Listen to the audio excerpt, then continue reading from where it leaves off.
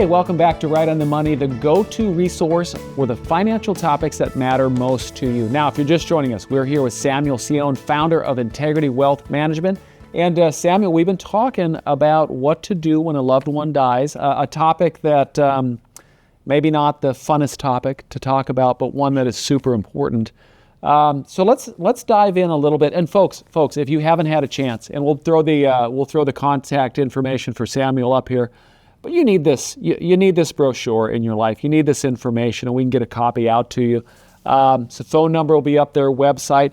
Samuel's got you have a great staff. I've called the office. They are wonderful. They answer their phones. They answer their phones. They're rare. You don't have to send a text first. No, you can just call, right? Let's talk about, we were going to dive into, those first steps. Somebody passes away, and it maybe not even a spouse, maybe the bachelor uncle or a cousin or somebody that needs help. But what are those first things that somebody should be doing or thinking about? I would say in our experience that we tend to be the first phone call. The relationships that we've built with our folks over years are long lasting. They tend to be a little deeper relationships. Then we can start to help them navigate through that process. And it really is important to make sure that there is a plan in place. Everything from contacting a funeral home to making sure that there's a certain number of death certificates ordered, a certain type of death certificate. We don't advertise this much, but this is an area we've spent a lot of time on the last 7, 8, 9 years as our firm's grown, and we're exceptionally proud of it. Though, unfortunately, people don't usually find out till they enter this phase of life. As a trusted advisor, you know all the assets, the situation of a family. You ever run into situations where folks they've gone paperless with statements and such? Does that get to be a little bit of trouble? That absolutely can be funny when you're in this business long enough, how you see things kind of go around in a full circle. Many folks are electronic now with accounts and statements and such.